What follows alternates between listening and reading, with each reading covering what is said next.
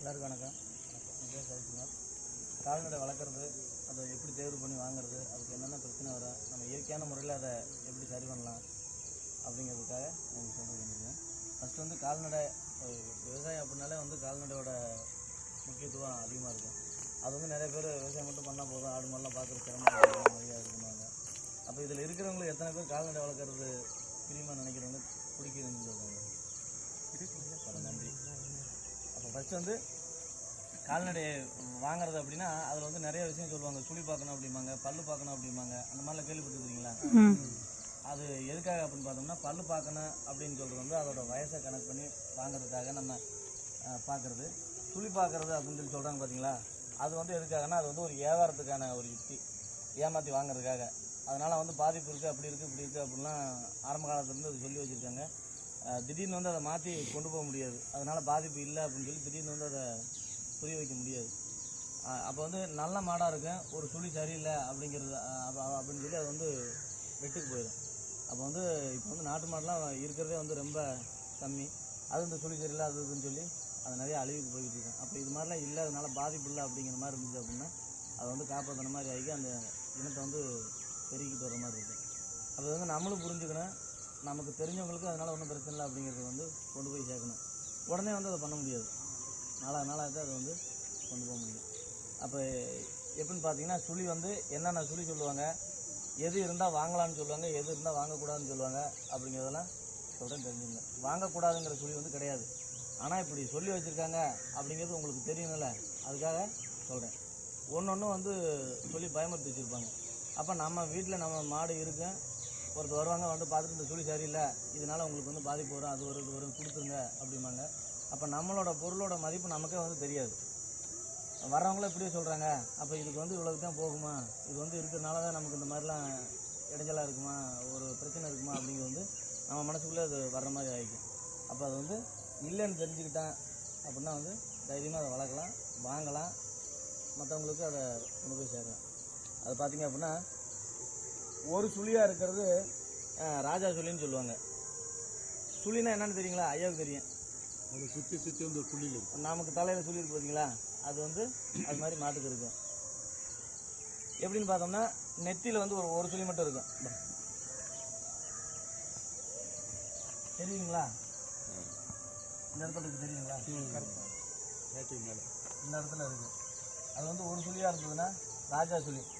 வாங்கலாங்கிறத சொல்கிறேன், வாங்கக்கூடாதுங்கிறதையும் சொல்கிறேன். ஃபஸ்ட்டு வந்து நெத்தியில் வந்து ஒரு சுழி இருக்கணும், ஒரு சுழி இருந்ததுன்னா ராஜா சுழி, அது இருந்தால் வாங்கலாமாங்க. அந்த வாங்கக்கூடாது அப்படின்னு பார்த்தோம்னா ஒரு சுழிக்கு கீழே ஒன்று இருந்ததுன்னா கொடை மேலே கொடைன்னு சொல்லுவாங்க. மேலே ஒன்று கீழே ஒன்று, ரெண்டும் நேருக்கு நேர் இருந்ததுன்னா கொடை மேலே கொடை, கொடை மேலே கொடை, இடி மேலே இடிம்பாங்க. அப்போ நமக்கு வந்து அந்த மாதிரி சுழி இருக்கிற மாட்டை வாங்கினோம்னா கஷ்டத்து மேலே கஷ்டம் வரும் அப்படின்னு சொல்லுவாங்க. அப்போ ஒன்று இருந்ததுன்னா ராஜா, ஒரு சுழிக்கு கீழே ஒன்று இருந்ததுன்னா கொடை மேலே கொடை. வாங்கலாம் அப்படின்னா ஒன்று இருக்கணும், வாங்கக்கூடாது அப்படின்னா ரெண்டு இருக்கணும். ஆனால் வாங்கக்கூடாதுங்கிறது இல்லை, வாங்கலாம், ஏமாற்றி வாங்குறதுக்காக அது வச்சுருக்கிறது.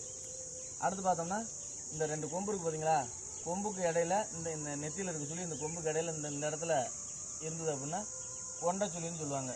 கொண்டை வளங்க கொண்டவனை கொள்ளும்பாங்க. அந்த சுழி இருக்க மாட்டை வாங்கினா நம்ம வாங்குறவங்க செத்து போய்வாங்க அப்படின்னு சொல்லி அது பயமுறுத்திருக்கிறது. அப்போ அந்த சுழி இருக்கிற மாடு ஒரு 10 வியாபாரி வந்து பார்த்தாலும் இப்போ சுழி பார்க்கணும் அப்படின்னு முன்னாடி பார்ப்பாங்க. கரெக்டாக அந்த இடத்துல பார்த்தோன்னே இது கொண்டை சுழி இருக்குது, இது வேண்டாம் அப்படின்ட்டு போயிடுவாங்க. ஒருத்தனும் வந்துட்டு போகையில் நமக்கே வந்து 50 நேரத்துக்கு இருக்கிற மாட்டை 20 நேரத்துக்கு கேட்டால் கூட பிடிச்சிட்டு போங்க அப்படிங்கிற மாதிரி வந்துடும். அப்போ நிறையா அதில் வந்து முதல் நட்டமாக இருக்கிற மாட்டை வந்து கொடுத்த மாதிரி ஆயிடும். அப்போ அதனால் வந்து அதிலெல்லாம் பாதிப்பு கிடையாது. நெத்தியில் ஒன்று இருந்ததுன்னா ராஜா, ஒரு துளி கீழே ஒன்று இருந்ததுன்னா கொடை மேலே கொடை. இது ரெண்டுமே இல்லாமல் கொம்புக்கு இடையில நடுத்தலையில் இருந்துச்சுன்னா கொண்டை சுழி. இந்த ரெண்டு கொம்புக்கு பின்னாடி இந்த ரெண்டு காதுக்கு இடையில ஒரு சுழி இருக்கும், அது ஒத்தையாக இருந்ததுன்னா ராஜா. ரெண்டு காதுக்கு பக்கத்தில் நெருங்கி இருந்தது அப்படின்னா பாசினி சுழின்னு சொல்கிறது, அதெல்லாம் கழிக்க மாட்டாங்க. அதே மாதிரி முதுகில் வந்து ஒரு சுழி இருந்ததுன்னா ராஜா சுழி. அந்த முதுகில் இல்லாமல் தும்மில் மட்டும் இருந்தது அப்படின்னா அசவு சுழி. முதுகில் ஒன்று தும்மில் ஒன்று இருந்ததுன்னா எதுக்கட்டை பாடச்சுழி அப்படிம்பாங்க. அந்த முதுகில் இருக்கிற சுழிக்கு முன்னாடி இருந்ததுன்னா மின்பாடை, முதுகில் இருக்கிற சுழிக்கு பின்னாடி இருந்ததுன்னா பின்பாடைன்னு சொல்லுவாங்க. மின்பாடை பின்பாடை அப்படிம்பாங்க. அதுவும் வந்து இருந்ததுன்னா வாங்க மாட்டாங்க, அதனால் பாதிப்பு கிடையாது, வாங்கலாம். அடுத்து பார்த்தோம்னா கழுத்தில் வந்து ரெண்டு சைடில் இப்போ நான் சொல்கிற சுழி எல்லா மாட்டுக்குமே இருக்குது அப்படின்னு சொல்ல முடியாது. 10 மாட்டில் ஒரு மாட்டுக்கு இருக்கும், ஒரு 100 மாட்டில் ஒரு 10 மாட்டுக்கு மாறி இருக்கும். அப்போ வந்து பார்த்தோம்னா கழுத்தில் வந்து சுழி இருக்குது ரெண்டு அட்டத்துலையும். அது வந்து இந்த இடத்துல இருந்ததுன்னா தாம்பு கண்ணி சுழின்னு சொல்லுவாங்க. தாம்பு போட்டுவோம்ல, ஏறு போடுறது, தாம்பு கண்ணி சுழி யோகா அப்படிம்பாங்க. அதே சுழி கீழே இறங்கி இருந்து இந்த மண்ணை கிட்ட பிடிக்கிற இடத்துல இருந்ததுன்னா மண்ணை மரணப்புடி அப்படிம்பாங்க. அது இருந்ததுனாலும் வாங்க மாட்டாங்க. அது இருந்ததுனால விலையை குறைச்சி வியாபாரி வாங்காமல் போக மாட்டாங்க. விலையை குறைச்சி வாங்குறதுக்காக அவங்க அடிமாட்டு கொண்டு போயிடுவாங்க. அப்படி ஒரு சுழி மாறி இருக்குதுங்கிறதுக்காக வந்து நிறைய அழிவில், அதனால் அது ஒன்றும் பாதிப்பு கிடையாது. இந்த வால் இருக்கிற பகுதியில் இந்த நேர்கோட்டில் எந்த இடத்துல இருந்ததுனால வாளுக்கு அடியில் கீழே இருந்து மேலே வந்ததுனால வால்மடை சொல்லிம்பாங்க. வால்மடை சொல்லி வல்லவனை கொள்ளும்பாங்க. அதெல்லாம் கிடையாது, மூட நம்பிக்கை. மாட்டோட வந்து புட்டாணின்னு சொல்கிறது. இந்த புட்டாணி சொல்லி இருந்தது அப்படின்னா புட்டாணி சொல்லி 8ஆல கொள்ளும், 10ஆவதுக்கு 12 கொள்ளும்பாங்க. அது வந்து பொய், மூட நம்பிக்கை, அது கிடையாது. அதே மாதிரி காலில் சொல்லியிருந்ததுன்னா கால் விலங்கு அப்படிம்பாங்க. எது நம்ம ஆரம்பித்தாலும் அது வந்து ஒரு தடையாக இருக்கும், கால் விலங்கு அப்படிம்பாங்க. உழவுக்கு போகிற மாடு, வண்டிக்கு போகிற மாடுலாம் கரெக்டாக நீர் அடிக்கிறதுக்கு நேர் இருந்துச்சு அப்படின்னா நீர் சொல்லிம்பாங்க. சொல்லி இருக்குன்னா தும்மிலேருந்து ஒரு அடி 1/2 அடிக்குள்ளே இருக்கிறது இருக்கலாம். கரெக்டாக நீர் அடிக்கிறதுக்கு நேர் சொல்லி கொஞ்சம் மாறி இருந்தது அப்படின்னா அது வந்து நீர் சுழி அப்படிம்பாங்க. அதுவும் வந்து கிடையாது. மாட்டில் வந்து சுழினால பாதிப்பு கிடையாது. இப்போ வந்து மாடு வச்சிருக்கிறவங்க ஒரு வண்டியில் போகிறாங்க, காரில் போகிறாங்க, கீழே விழுந்துடுறாங்க, இறந்துடுறாங்க அப்படின்னா அது வந்து சுழி சரியில்லை, நீ அது சரியில்லாமல் வாங்கிட்டு வந்த அதனால தான் அப்படிங்கிறாங்க. ஒன்றுமே இல்லாதவங்களும் காரில் போகிறாங்க, ஆக்சிடென்ட் ஆகுது, வண்டியில் போகிறாங்க, கீழே விழுந்துடுறாங்க, இறந்துடுறாங்க. அப்போ வந்து அவங்க எதை சொல்கிறது? அதனால் வந்து சுழினாலதே ஒரு பாதிப்பு அப்படிங்க. நாங்களாம் சுழி மாட்டை தான் வாங்குவோம், ஏன்னா விலை கம்மியாக கிடைக்கும், நம்மளோட தேவைக்கு அதை வச்சுக்கலாம். அதனால் சுழி மாடு வந்து வாங்குறதுன்னா பயப்பட வேண்டியதில்லை. சுழி இருக்குது அப்படின்னு யார் சொன்னாங்கனாலும் இருந்துட்டு போகுது அப்படின்னு சொல்லி சொல்லுங்க, ஒன்றும் பிரச்சனை இல்லை. அடுத்து பார்த்தோம்னா பல்லு பார்க்குறது. பல்லு பார்த்து வாங்குறது எதுக்காக அப்படின்னு பார்த்தீங்கன்னா அதை வயசை கணக்கு பண்ணுறதுக்காக. இப்போ இந்த நீங்கள் இங்கே இருக்கிறவங்களுக்கு இந்த மாட்டை பற்றி தெரியல அப்படின்னு சொன்னால் உங்களை நான் ஏமாற்றணும் அப்படின்னு நினச்சா இது வந்து 4 பல்லு மாடு, இதை நீங்கள் வாங்கிக்கலாம் அப்படின்னா பல்லை பற்றி உங்களுக்கு என்னென்னு தெரியாதுல்ல, அதனால் உங்களை ஏமாத்துறதுக்கான வாய்ப்பு இதில் இருக்குது. இதை பற்றி தெரிஞ்சுக்கிட்டோம்னா நம்ம ஏமாற வேண்டியதில்லை, நமக்கு தெரிஞ்சவங்களுக்கு அதை சொல்லலாம். அப்போ வந்து ஒன்று தெரியிற விஷயம்லாம் மறைஞ்சிட்டு போயிட்டு இருக்காமல் அடுத்தடுத்து கொண்டு போகிற மாதிரி ஒரு வாய்ப்பு. அப்போ பொதுவாக பார்த்தீங்க அப்படின்னா ஒரு மாடு கண்ணுக்குட்டி போட்டு ஒரு 10 நாள் 15 நாளைக்கு மேலே வந்து பல்லு முளைக்க ஆரம்பிச்சிடும். 2 முளைச்சிதுன்னா மாட்டுக்கு வந்து மேலே பல்லு இருக்காது, கீழே மட்டும் பல்லு இருக்குது. மாடு, எருமை, ஆடு இதுகளுக்கு எல்லாமே மேலே பல் இருக்காது, கீழ்த்தாடையில் மட்டும் பல்லு இருக்குது. அப்போ முளைக்கையில் எல்லா பல்லுமே 8 பல்லு மாட்டுக்கு மொத்தம் 8 பல்லுமே முளைச்சிடும். அடுத்து பார்த்தோம்னா கண்ணில் 5, காலையில் 5, எருதில் 5, கழுத்தில் 5ம்பாங்க. மொத்தம் 20 வருஷம் அப்படிம்பாங்க. ஆனால் 20 வருஷத்தில் யாரும் மாட்டை வச்சு பார்த்துருக்க மாட்டாங்க. ஒரு 10 வருஷம் 15 வருஷம் வரைக்கும் வச்சுருப்பாங்க. இப்போல்லாம் அதுவும் கூட அவ்வளோ நாளைக்கு வச்சுருக்க மாட்டாங்க. அப்போ ஒரு மாடு பல்லு போடுது அப்படின்னா 5 வருஷத்துலேருந்து ஒரு 3 வருஷத்துக்கு மேலே 4 வருஷத்துக்குள்ளே 2 பல்லு முடிஞ்சு முளைக்கும். அந்த 2 பல்லுன்னு எப்படி தெரிஞ்சுக்கிறது அப்படின்னு பார்த்தோம்னா நடு சென்டரில் இருக்க 2 பல்லு மட்டும் நமக்கு மாதிரியே விழுந்து பெருசாக முளைக்கும். ஃபஸ்ட்டு முளைக்கிறது வந்து பால் பல்லுங்கிறது. அது முளைச்சி ஒரு குறிப்பிட்ட நாளைக்கு எல்லா பல்லுமே ஒரே மாதிரி இருக்கும். அந்த பருவத்துக்கு வரையில் பார்த்தா அப்படின்னா 2 பல்லு விழுந்து 2 பல்லு பெருசாக முளைக்கும். அது 2 பல்லு. அப்போ இந்த மாடு 2 பல்லு அப்படின்னு சொன்னோம்னா நீங்கள் பல்லை பிடிச்சி பார்க்கணும். பல்லை பிடிச்சி பார்க்குறது எப்படின்னு பார்த்தோம்னா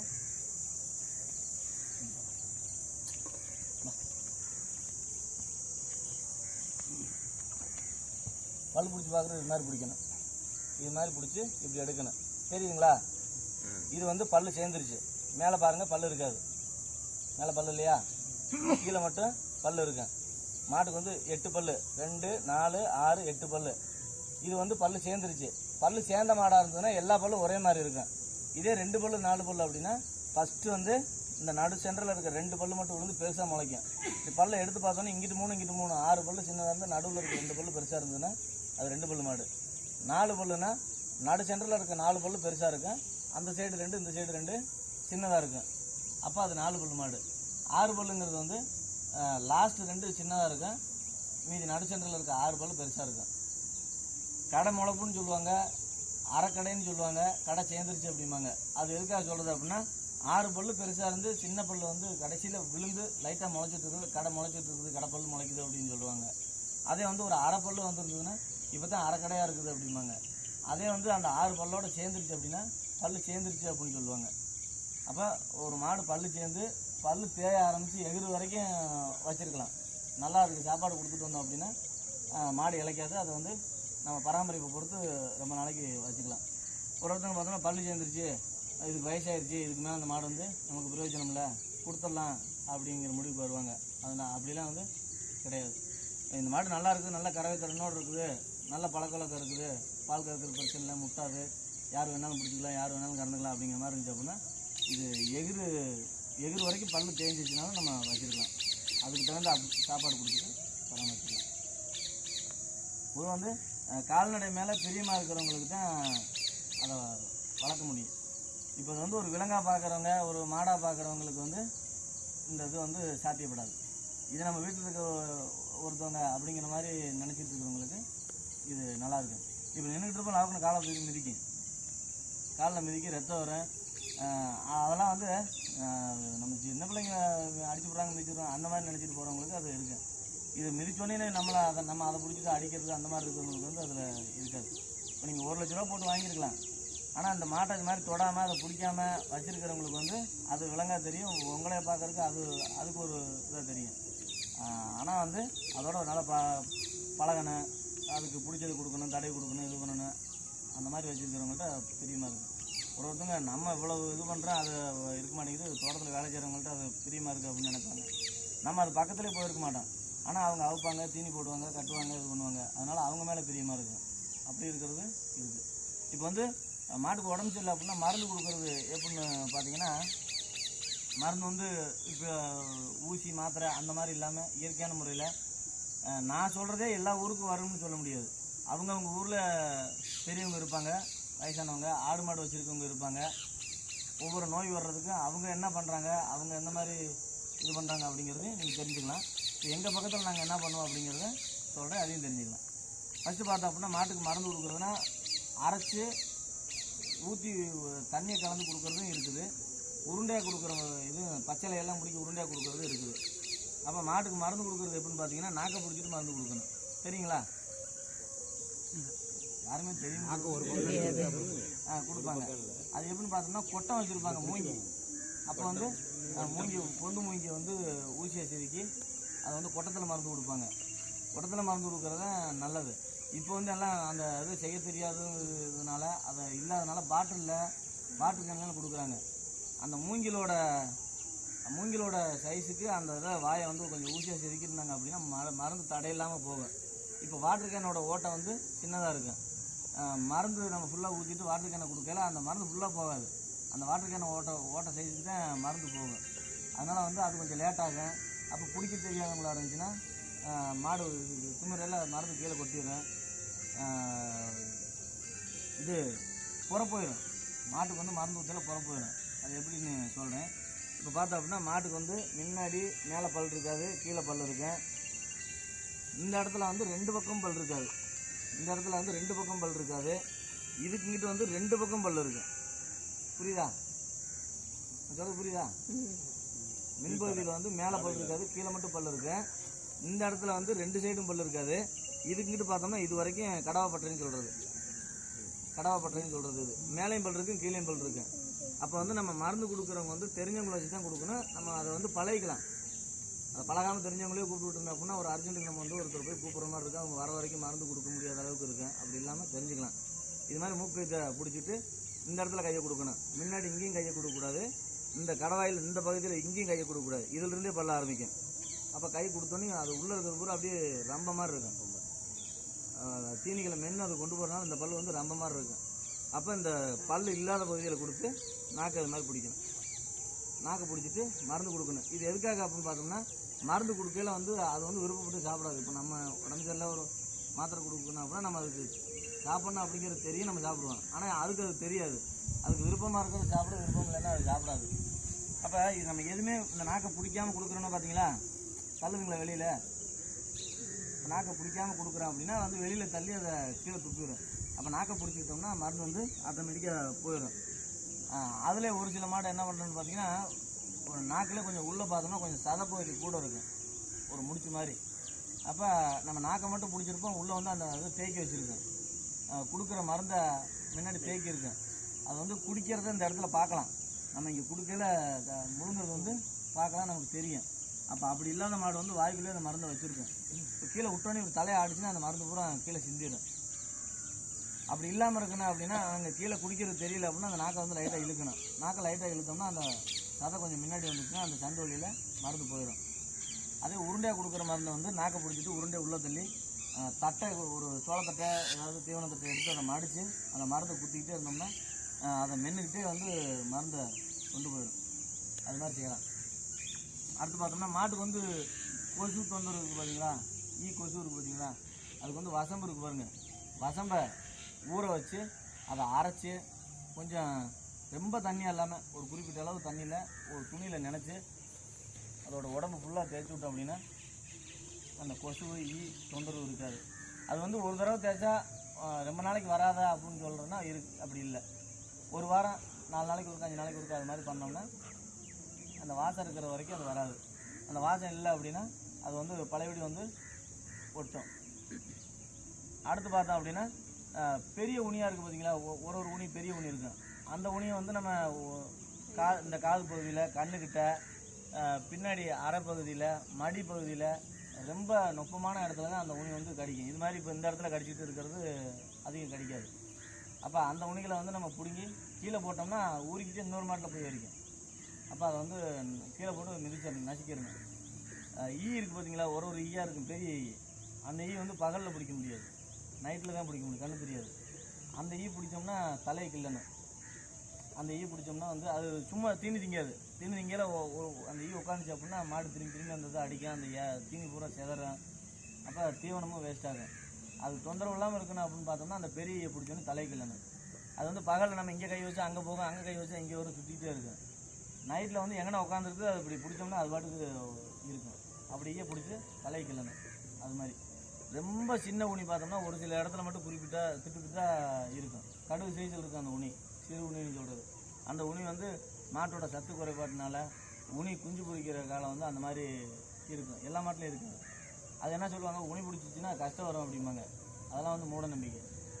அது இல்லாமல் இருக்குன்னா அதை சரி பண்ணணும் அப்படின்னு பார்த்தோம்னா நல்லெண்ணெய் இருந்ததுன்னா நல்லெண்ணெய் ஊற்றி அந்த உணி அதிகமாக இருக்கிற இடத்துல ரொம்ப சலும்பை தேய்ச்சிட்டோம் அப்படின்னா அந்த உணி வந்து கொட்டிடும். அந்த உணி தொந்தரவு வந்து அதை சரி பண்ணிக்கலாம். அடுத்து பார்த்தோம்னா இந்த மாடு தனியாக கழிச்சு மேய்ஞ்சி சாப்பாடு சரியில்லை, கழிச்சலாக போயிட்டுருக்கு அப்படிங்கிற மாதிரி இருந்ததுன்னா தயிர் இருக்குது பாருங்கள். இப்போ இந்த மாதிரிலாம் ஒரு 1/2 லிட்டர் தயிர் அரை லிட்டர் தயிர் கொடுக்கலாம். கண்ணு ஊட்டினா கொஞ்சம் குறைச்சிக்கலாம். 1/2 லிட்டர் தயிர், ஒரு 50 கிராம் மஞ்சத்தூள் நல்லா கலக்கி காலையில் ஒரு வேளை சாயந்தரம் ஒரு வேளை கொடுத்தோம்னாலே ஒரு 2 வேளை கொடுத்தோம்னாலே சரியாயிடும். இதுக்கு வந்து மாத்திரை வாங்க வேண்டியதில்லை, மருந்து வாங்க வேண்டியதில்லை. இயற்கைக்கு போகிறோம் அப்படின்னா இயற்கை வழியிலே போகணும். அது வந்து நமக்கு இயற்கையாக நினச்சிட்டு மாட்டுக்கு வந்து ஊசி போடலாம், மாத்திரை வாங்கி போடலாம் அப்படின்னு வந்து போகக்கூடாது. அப்போ காசு வேஸ்ட் ஆகாது. நம்ம வீட்டில் இருக்கிற பொருளை வச்சு செய்யலாம். அதுக்கும் கெடுதல் இல்லை, அதனால நமக்கும் கெடுதல் இல்லை. அந்த மாதிரி பண்ணிக்கலாம். அப்போ வந்து தயிர், மஞ்சத்தூள் அது கலந்து கொடுத்தோம்னா வந்து அந்த அதிகமாக வயிற்றால் போகிறது நின்றுது.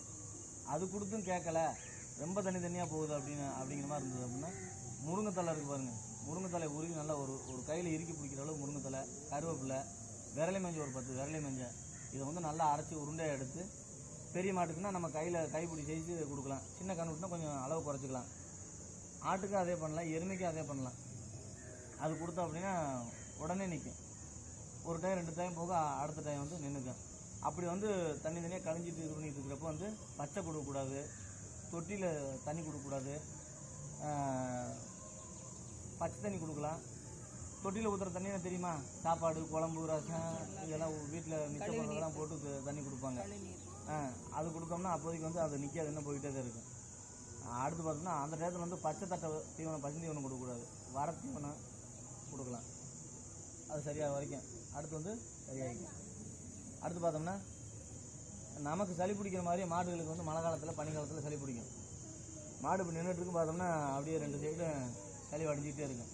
அதுக்கு என்ன பண்ணுறதுன்னு பார்த்தோம்னா சாம்பிராணி, மஞ்சத்தூள், ஓமம், நம்ம வீட்டில் வெள்ளைப்பூண்டு உரிக்கிறோம் பார்த்தீங்களா, வெள்ளைப்பூண்டு உரிக்கிறதோட தோல் நிறையா இருந்ததுன்னா அந்த தோல் எல்லாம் கலந்து ஒரு காய்ச்சிட்டில் நிறைய நெருப்பு போட்டு அதை போட்டு அதோட மூக்கு அடியில் வச்சு அதை புகையை நல்லா சுவாசிக்கிற மாதிரி ஒரு குறிப்பிட்ட நேரம் பிடிச்சிக்கிட்டோம் அப்படின்னா அந்த சளி தொந்தரவு இருக்காது, சளி சரியாகிக்கும்.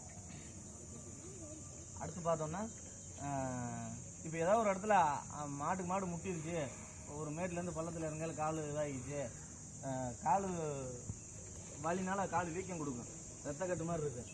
அது என்ன பண்ணுறதுன்னு பார்த்தோம்னா, பிரண்டை இருக்குது பார்த்தீங்களா, பிரண்டை கல் உப்பு அதை வந்து ஒரு சட்டியில் சூடு ஏற்றி வடச்சட்டியில் சூடு ஏற்றி அதை ஒரு துணியில் போட்டு அதை வந்து ஒத்தனை கொடுக்கணும். அது மாதிரி கொடுத்தோம் அப்படின்னா அந்த ரத்தக்கட்டு கலைஞ்சிக்கும்.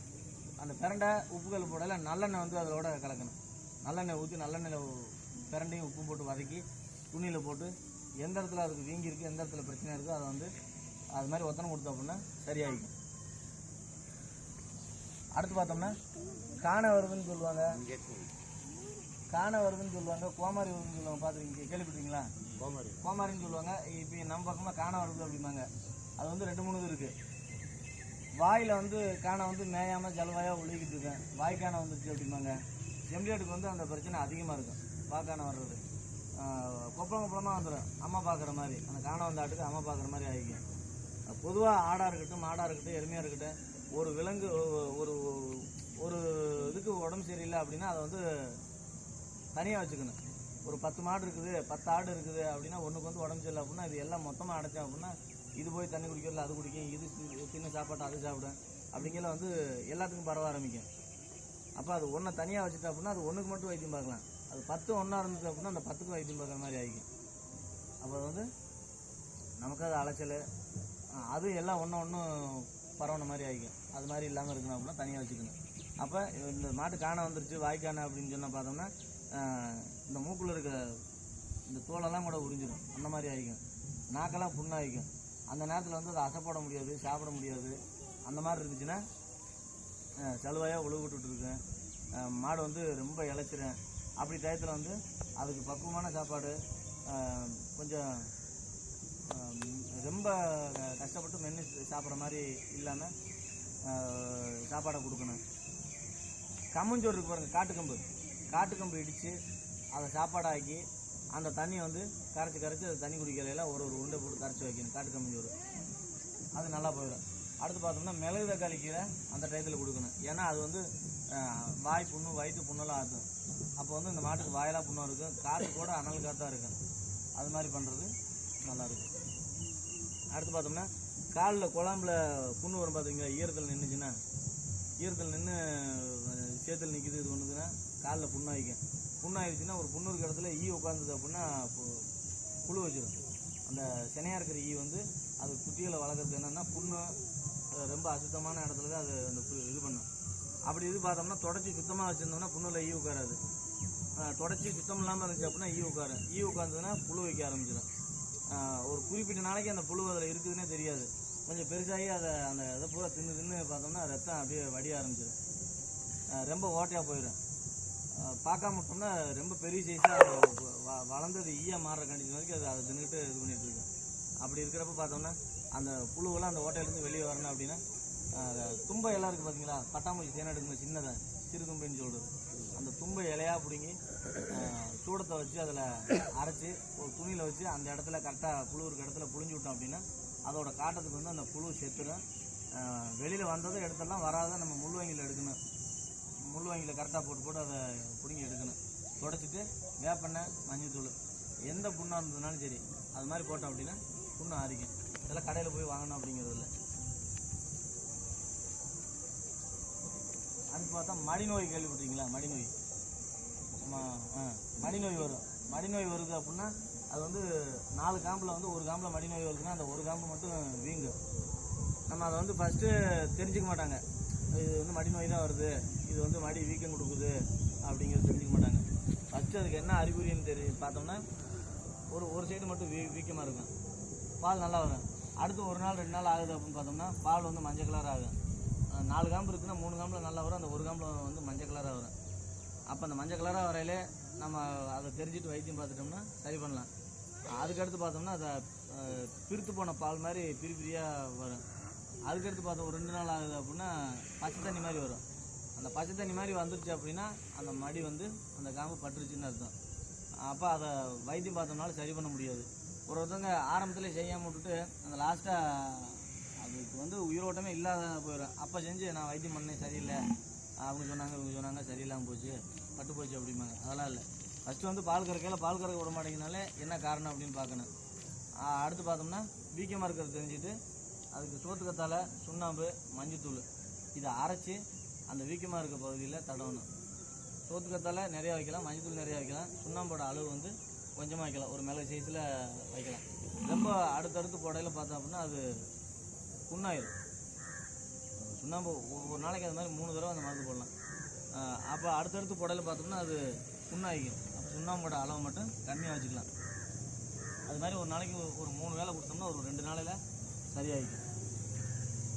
அடுத்து பார்த்தோம்னா மாடு கண்ணுக்குட்டி போடுது பார்த்தீங்களா, கண்ணுக்குட்டி போடையில் ஒரு சில பேர் கண்ணுக்குட்டி அதான் போட்டோம் அப்படின்னு பார்த்துட்டு இருப்பாங்க. அது படுக்கும், எந்திரிக்கும், அங்கிட்டு நடக்கும், இங்கிட்டு நடக்கும். அந்த மாதிரி இருக்கையில் வந்து அதுக்கும் உடம்பு கஷ்டமாக இருக்கு. நம்மளும் வந்து அது எப்படா கண்ணுக்குட்டி போடுதுன்னு உட்காந்து பார்த்துட்டே இருக்குன்னு. அது இல்லாமல் கரெக்டாக கண்ணுக்குட்டி போடுற மாட்டுக்கு வந்து மூஞ்சியும் 2 கால் குழம்பும் நேராக வரும். ஒரு நம்ம கை பிடிக்கிற அளவுக்கு அது வந்துருச்சு அப்படின்னா அது மாடு படுத்துட்டு முக்கையில் 2 கையிலையும் 2 காலை பிடிச்சிட்டு அது முக்க நம்ம இழுத்தோம் அப்படின்னா ஈஸியாக அது வந்துடும், எடுத்துடலாம் ஈஸியாக. அப்போ அது தெரியாமல் இருந்தது அப்படின்னா ஒரு குறிப்பிட்ட நேரம் கண்ணுக்குட்டி போட மாட்டேங்குது அப்படின்னா ஒரு டாக்டர் கூப்பிடணும். மாடு கண்ணு போட மாட்டேங்குது, ரொம்ப நேரம் ஆயிடுச்சு, அதை வந்து பாருங்க அப்படின்னா அவங்க வந்து இதே தான் பண்ணுவாங்க. 1000 ரூபா, 1500, எங்கள் பக்கமே இப்போ 1500 வாங்குறாங்க. அது மாதிரி பண்ணாங்கன்னா நம்மளே பண்ணலாம். அந்த அவங்களுக்கு 1500 ரூபா கொடுக்குற மாதிரி ஆகிக்கும். அப்போ காசு வேஸ்ட்டாகும். அப்போ அப்படிலாம் இல்லாமல் ஒரு விஷயத்தையும் நமக்கு தெரிஞ்சு வச்சுக்கிட்டோம் அப்படின்னா நமக்கு நல்லது. அப்போ கண்ணுக்குட்டி போட்டோன்னு பார்த்தோம்னா நஞ்சு கொடி கேள்விப்பட்டிருக்கீங்களா?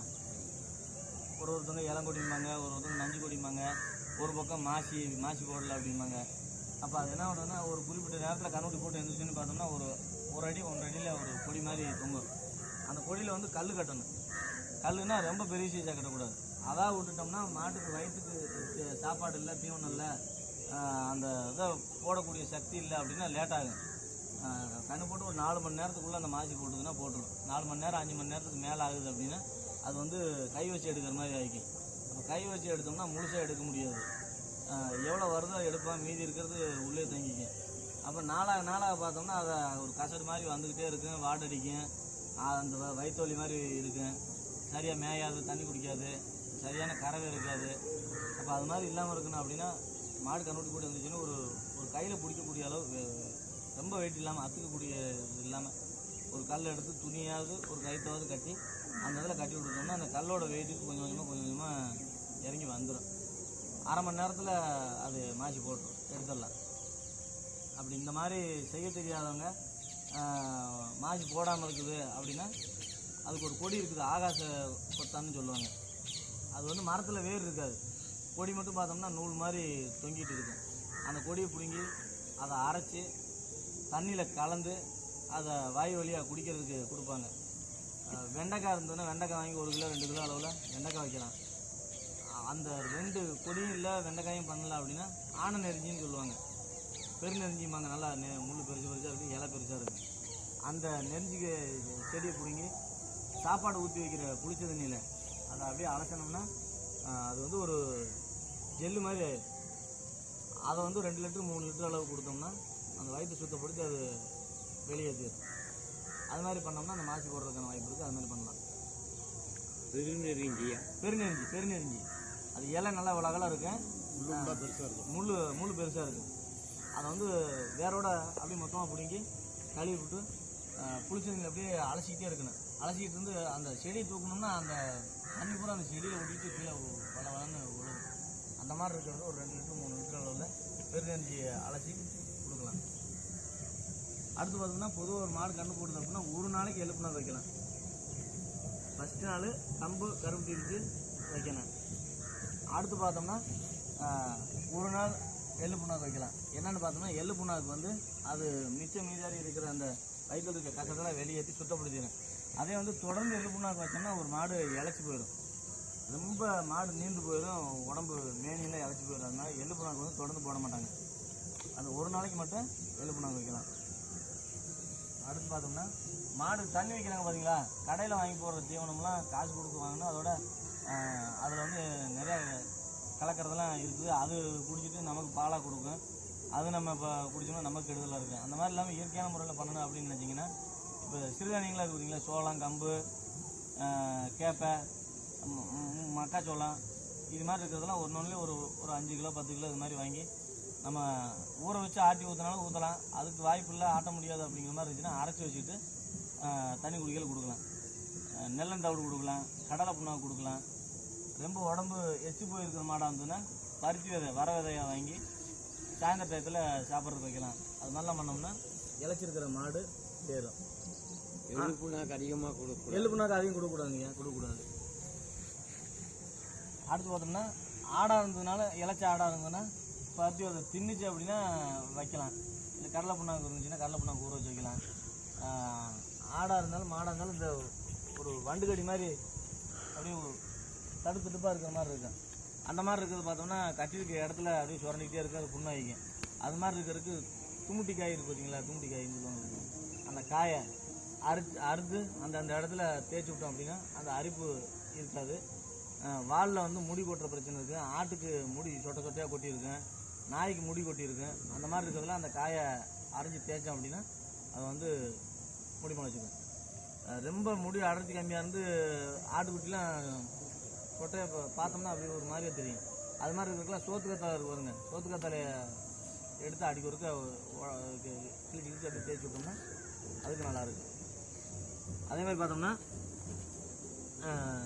ஒரு மாடாக இருக்கட்டும் ஆடாக இருக்கட்டும் குடல் புழு நீக்கம் பண்ணுறேன், மாசுக்கு இருக்கும் அந்த பூச்சி மருந்தெல்லாம் கொடுக்குறாங்க பார்த்தீங்களா, அது மாதிரிலாம் இல்லாமல் சோத்துக்கத்தாழை இருந்ததுன்னா ஒரு இந்த மாட்டுக்கெல்லாம் இப்போ ஒரு 2 கை 3 கை கூட கொடுக்கலாம்.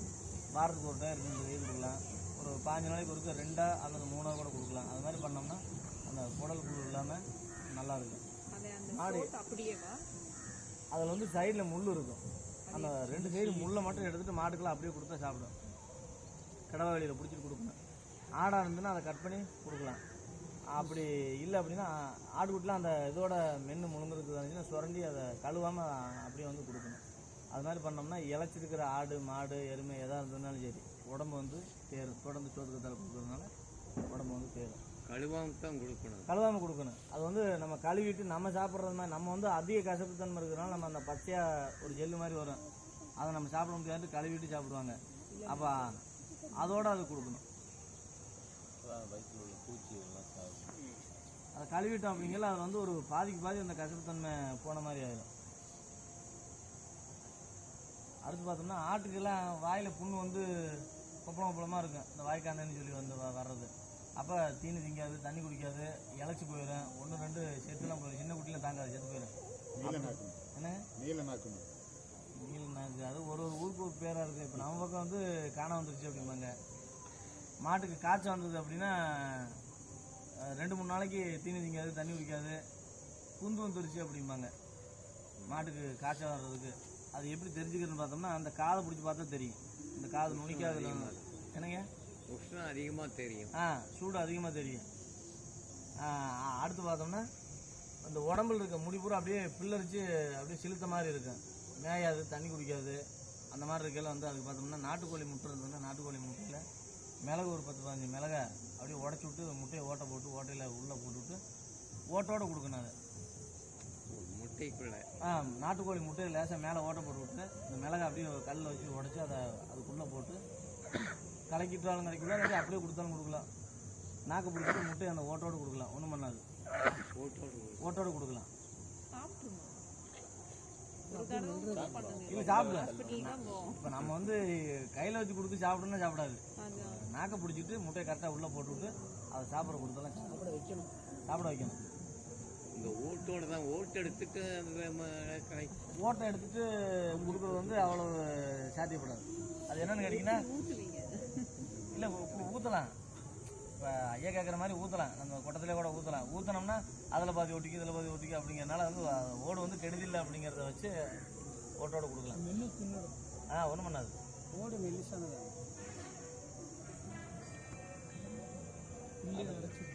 வேற ஏதாவது உங்களுக்கு ஒவ்வொருத்தரா யாருனாலும் கேளுங்க, நான் ஒவ்வொருத்தரா கேட்டா ஆமாப்பா.